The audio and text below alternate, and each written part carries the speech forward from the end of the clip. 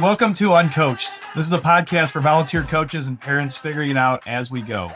Each episode, we keep things simple. 5 questions to talk about practical insights that you can actually use with your youth athletes. My guest today is David Hitz. He's a mental performance coach for athletes and one of the people responsible for Athlete Narrative, which I can personally say is one of the best youth athlete recruiting resources that I've ever seen. So David, welcome to the podcast. Thanks for being on. If you give me a quick background, we'll start there. Yeah, thanks for having me, Brett. My background is pretty simple. I have an education in people, intercultural communication, conflict resolution, and neuroscience.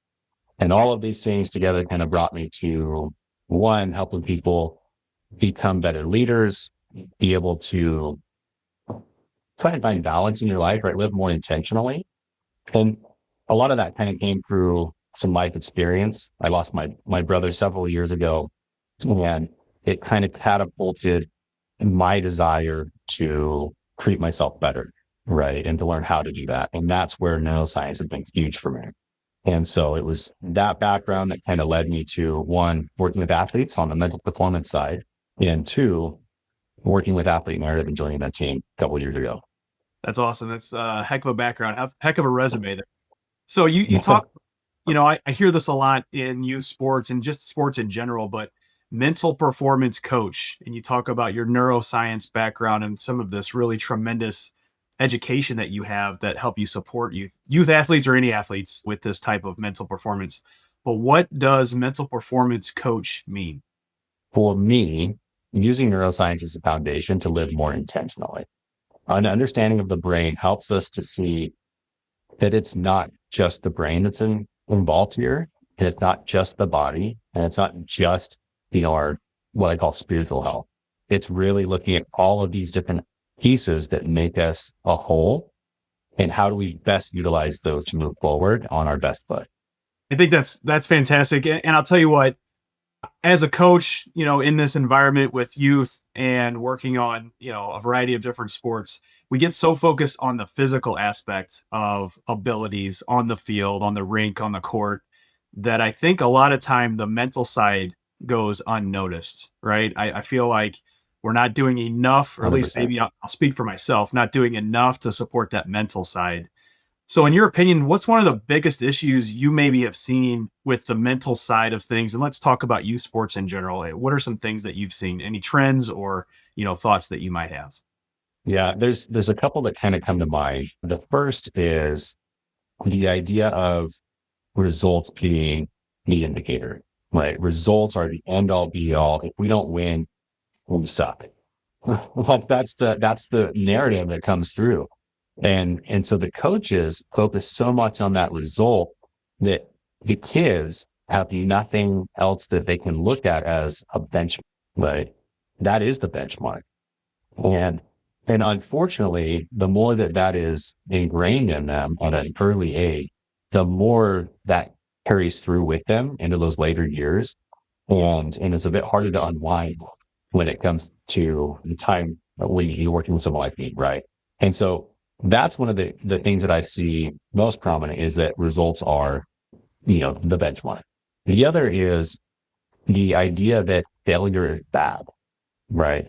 And obviously those are directly tied, but we don't focus enough on how do you recover from a failure. We don't do enough to say failure is actually part of the process and how you learn how to be successful. Right? You have to make mistakes in order to learn from those. Otherwise, they're not going to learn anything. It's one of the best resources I think a coach or a teacher has is when the kid is failing on their own, because there's no quicker way that they're going to realize what worked and what didn't work. So I love your approach Right. there. And I also like, when you talk about wins being that the thing that is evaluating success or failure, I completely agree. One thing that I try to do, and I'd love your perspective with the kids, is getting them focused on smaller things where they're finding more wins along the way. Meaning if playing a soccer game and you're a defenseman on my team, let's focus on, stealing the ball 1 or 2 times from the other team. Or if you're a forward on my team, how many shots are we getting? But it's kind of creating a mini game within the game where we're finding wins along the way. And I'd love your perspective on that approach. It's a good approach. often the way that I put this with people, and I've taken this from different people along the way, you can either look for all the ways that life is happening for you, or you can look for all the ways that life is happening to you. The latter gives you a victim mentality, right? When you are looking for all the ways that life is working for you and for your benefit, you're able to see those small victories along the way. And so it's on those victories that you're able to build those foundational skills that athletes need directly translate to their physical game, right? Your example of stealing the ball, soccer was my sport growing up. And for all those haters out there, it's the world's favorite sport. So to that, which is like my home. Like I go home and I'm the one that likes soccer. Everybody else is like, oh, whatever. And so I'm hoping that my youngest right now, who's a little over a year, maybe she decides to play soccer. That would be great. But regardless, you look at that drill of, hey, focus on stealing the ball once. Focus on being consistent with now stealing the ball. Once that is built in, now it's okay. So what do you do next, right? Look at the way I put this is what is the next best move for me to make? And so once you steal that ball, what's the next move? You got to get rid of it, right? You got to pass it. You got to clear it. You got to whatever. And I played defense on that. Now they have an official position. It's called the wingback. That's what I played. Back in the day, right? Back in my day, 20 plus years ago, it was, you just played up. You played defense and you played up. That was it. Right. And so the sport is evolving, right? Official names for some of these roles, but it's building piece by piece on those wings, which is going to open the door for them to accept that one. Right. And it helps them to learn intuitively, what are the things that I'm capable of? And what are the ways that I can continue to grow now that I've done this, right? Celebrate the win, keep moving forward and building on that. Yeah, 100%. And you mentioned something there about, focus on that win. But what I like that you said is that there's a progression to that win, right? Like you steal the ball, what's the next decision? And so, maybe you start at a foundational level of one action as your win, but then you progress that and you actually help that player think about longer term opportunities with that win and turning it into something a little bit more. And to your topic of positions, I looked at my team when I first started this club soccer team for my son, and I was putting people into positions. And I grew up playing soccer too, and I was always a sweeper or a stopper. And those two positions don't exist anymore, like you said, right? You're a center back, you're a wing back, what have you. I looked at them and I said, okay, you're going to be sweeper, you'll be stopper, and they're like, what are you talking about? This doesn't exist anymore. Like, what is that? Like, what number do you want me to play at? And you're like, we never use numbers that. No. I don't know. Let me pull out Google. I had to learn the numbers. I felt like, man, maybe I shouldn't be coaching this team because I don't know the numbers of the positions that I should be telling you kids to be in. Yeah. So, but maybe that's better, right? Like, for example, if you are too focused on those details, you may be missing the pieces about it that the players are bringing to the table. Like, if you're pigeonholing on a specific role, that kid, and you don't allow yourself to see the other things that they bring to the table, right? Where else you could play them if you need to. And so I think it's good to learn those technical skills and that knowledge, but at the same time, you either have what it takes to influence kids or you don't. Yeah, I agree. I like focusing on connection before correction. That's a mantra I've kind of taken on myself. I like that. Making sure you connect with that player first before you're trying to correct something, knowing them a little bit more personally before you're trying to give them too much instruction and change their game. So I know you're passionate. Yeah. Thank you. So I know you're passionate about helping athletes get to the next level. You're building on, this awesome resume that you have in your background, but maybe let's talk a little bit about this product, this project that you started and you've been working on for a number of years now called Athlete Narrative, which is a fantastic resources for parents, athletes, and coaches when it comes to helping youth athletes find the next level. So maybe you could talk a little bit about that journey and what that means to you. Yeah. So I was hired like number 2, probably with Athlete Narrative. And so I think because I was, that one of those first hires that was, I'm not technically a co-founder, but I've been along the whole journey for the entire ride, basically, right? Yeah. All but 2 weeks. And when I first came on and when we first started Athlete Narrative, it was to help kids understand the world of NIL, to help them position themselves better with social media and all these other things. And that's fine and dandy. But what we saw is the over and over again, we had that question of, okay, this is great, but how does this help me get recruited? And and we didn't have a solid answer other than this builds your personal brand. And I know that marketing, that helps. It's good. It's great. But it still doesn't solve the problem. And so about a year into Athlete Narrative, so this would have been about a year and a half ago, we started talking about how we could actually solve that problem because it kept coming up. And and as dads, we were like, gosh, we want to help these kids. And so that timing actually went right hand in hand with one of our co-founders going through the recruiting process with his son. And he was a high level soccer player. He is super fast. And so he's talented, right? But he no conversation with coaches. He's almost junior year and he starts those sentences of like, I guess I'm not good enough. Right. And his dad's like, look, kid, I don't think you're going to, go pro or play D1 just yet, but you're good. But I think you probably try the next level. Some coaches have told him that. And then they also were like, hey, look, parents, if you want to help, you just kind of do a bunch of help out. And so we kind of looked at all the options out there. And Andrew started going down that road of what kind of you might get. And quick Google search brought up a couple options without saying too many of our competitors, right? NCSA, Sports with things like that. Andrew paid for them, tried them, and they weren't working.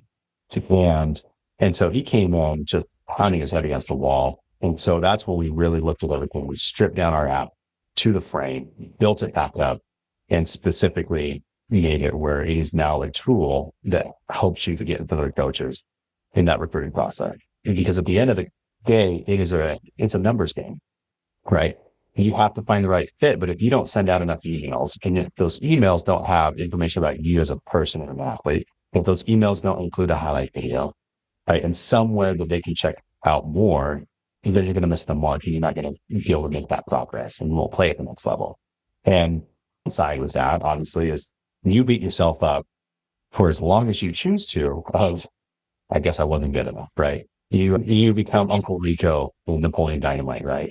It's just that forever story of if coach would have put me in, right? And so that's what we did is our app specifically helps you to get in front of coaches. We have a database for athletes to be able to reach coaches at all division levels. And so all of the major sports for college all over the country, you select by the division, you select state, and then you reach out to coaches. And once your foundation is built, your profile, we call it the radar page. It's like, and that takes 5 to 10 minutes tops, right? If you've got all of your things ready, if you can just 5 minutes and you're okay to go. But then it's like 20, 30 seconds per coach. And you just crank emails out. And that's, like you said, that's half the battle is, and why I love Athlete Narrative is because it centralizes all of your information in one place. And then it assists you with that email creation and then the dissemination of that email and helps you identify all of the universities that you might be interested in all out of that one, place. And I think it's great too.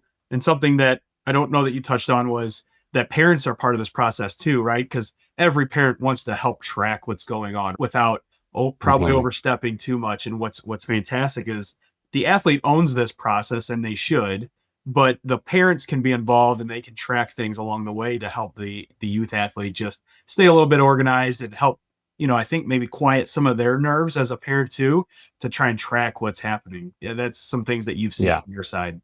Yeah. So that is a good point. Within the emails that we send, there is tracking that's embedded for hyperlinks and things like that. And so we're able to see one, who you're sending those emails to, and then two, if they interact with those emails. And so what's really cool about that is within the recruiter of our app, you can send your parents or your coach or mentor or whoever that person is, report of all of your activity. It's very cool. Those reports are pretty key. I would imagine at the back end for both the parent and the coach. What's now through this process, and I'm sure you've learned so much more about this recruiting process than your average person that's investigating what the recruiting process is like. Is there something that surprises you that people maybe don't know? Maybe some kind of unique tip that you could give folks or an insight that you found that's unique to the recruiting process that maybe isn't talked about broadly? Mm. I think one of the misconceptions is I mean, one is the whole idea of D1 or bust. It just needs to go out the window. In the landscape of today, unless you are a 5-star recruiter, you probably aren't going to go D1. And even if you do, there's not a lot of places that are going to play a freshman, right? So in that journey of finding the right fit, open up that vision of where you could play, because it's about finding the right fit. And the best way to find the right fit is to get the most emails out there. And so one of the things that I guess surprised me was, when I think, or I guess originally when I thought of a lot of emails, I thought 10, maybe 20. Right. I was like, I get a chunk of email, right? When I was applying to grad school, I applied to like 10 schools. And so kind of a similar concept. You apply to a bunch and you see where you get accepted. And so that idea of a lot of emails being like 20 is a joke, right? On average, it's about 37 emails to get a response is what we're seeing. And so you have to have a system that supports that. If you want to have 10 or 20 responses, again, this is average, but you could blow it out of the water, or you could, find yourself on the other side of that. You're going to have to, 10x those efforts. Yeah. And so if you want 370 emails, right, on average. And so that's one thing that people don't realize. And the amount of time that goes into that, if you're doing it on your own, just goes through the roof. Like if you're the parent trying to help your kid and you're trying to personalize these emails for the school or the coach and tailor those, like, holy cow, that's a lot of time, and the time to find the coaching email and all those things. And so those were literally the problems that we ran into as parents, and so we have to solve this. But that was one of the things that surprised me the most, was the amount of emails actually have to get out there before you start getting those responses and consistent responses. I think that's a really good insight, because if I'm sitting here as a parent and I'm trying to help my youth athlete get recruited, and I hear you saying, hey, let's send out 500 emails. In my mind, initially, I was like, well, I'm going to hear back from a good chunk of these schools. And do I have the ability to sift through, 100 different schools if they get back to me? But what I hear you saying, it makes complete sense, is the odds of that actually happening are pretty slim, right? You're going to hear back from 100%. And that's a good problem to have. Like, let's get as many people to respond as we possibly can for our youth athlete. And then let's handle that challenge later, because that's a great problem to have. Right. Yeah. And if you're a good fit, you will have if you're putting in the work, and you're doing the right things, and you are really doing a good job of trying to find the right fit, you probably will have more responses. And you may get quicker responses, right? Depending on the timing of that, with the in season, out of season, things like that. I don't love throwing this out there, but I do at the same time. Is we've had kids fear overnight from a coach. Literally, and this was Christmas time. It was just after football season. It's a football player, and one of the athletes on the app literally stops Fortnite in the middle of their game and starts questioning him. How many emails have you sent? But you're complaining that you have a hurry game, that you're never going to play, and blah, blah, blah. But what have you done about it? Right. And he was like, well, I sent like 30 emails, dude. And he literally was like, how many times do I have to freaking tell you about this? Yeah. And so he literally wouldn't keep playing the game until his friend signed up. So his friend signs up, starts reaching out. I think he made him send 10 emails. But he's like, so it took 20 minutes. Like, built his profile, get it all dialed, like, and he sent email. Yeah. And the next morning you get a DM. So he goes, hey, is this real? Yeah, that's a coach responding. Jump on the phone with him, and he's asking if he can get on a call with you. Oh, that's fantastic. I love that. So pretend you're a parent that knows nothing about how to get their athlete found.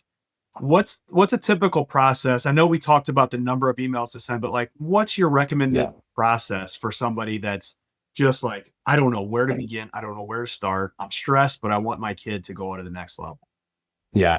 I should probably preface this with, you can do basically everything that we do on your own if you want. It's just going to take a lot of time, right? Yeah. One of the things, though, that goes with that is, because you can do it on your own, we encourage everybody to have kind of some key elements. And so having a profile of some sort is really helpful, even if that's like a huddle account, a place where you can showcase yourself well. And so that's one, is that profile. Having a good highlight video is really important. And what we found is, depending on the sport, you want to have a highlight video that showcases yourself, but also if you have full game footage, depending on, again, that sport, some of the coaches are going to say, this is fantastic. Now let me just watch the whole game. I want to see what you move, or how you move when I'm not just getting the highlights, right? And so having video footage of yourself, both the highlights and if you have any sort of long game typical form, that's better. And then it's putting in those reps of the emails. And so finding the contacts and getting yourself out there. So those things of profile, highlight video, and email as many as you can are really the peak. Like, that's where to go. That's where to start. And again, we just made it really easy for people to do this, but you can do it on your own as well. Yeah, I can't imagine. I'm thinking here right now what I would do, with a ninth grader, with an eighth grader, and how I would even begin this without the access to the contact information, even just the list of universities, right? I think you probably feel like the universities, but it's probably the big ones that pop into mind. The D2, the D3 schools that are also offering things. I could name, probably 15 of them. No. And that's probably across the whole country, right? Yeah. Like, we talk to people, they're like, oh, no, okay. If you know so much, then can you just rattle off 10 junior colleges within 5 states? Yeah. No, I can't. No, I couldn't. I mean, I could probably get close to that only because of using my own app and understanding all that, sure, right? And seeing all of those. But yeah, right. I knew of one community college going out. Yeah. And it's probably was it close to you, right? Where it's fairly competitive with the people in your area that are trying to go there and things like that. So expand the opportunity and give yourself the best shot possible. Exactly. I want to jump back a little bit to the mental side and your mental professional side. If you could leave every coach or every parent that's listening kind of a golden tip for athletes regarding the mental side of things, what would that golden tip be? That's a good question. I would probably go back to, I'm going to break this into 2 parts, actually. So you'll have to forgive me. Sorry, not sorry. But the first is to take enough time and attention to build space where you can really reflect and find opportunity within yourself, within your sport, whatever that is, right? But create the space where you can look within to be able to then move forward. And so then that goes into the second, which is really having more or less ever present that question of what is the next best move for me to make? Because it's about the recovery, right? And you're going to make mistakes. We are all human. We're imperfect. That's how God designed us to be.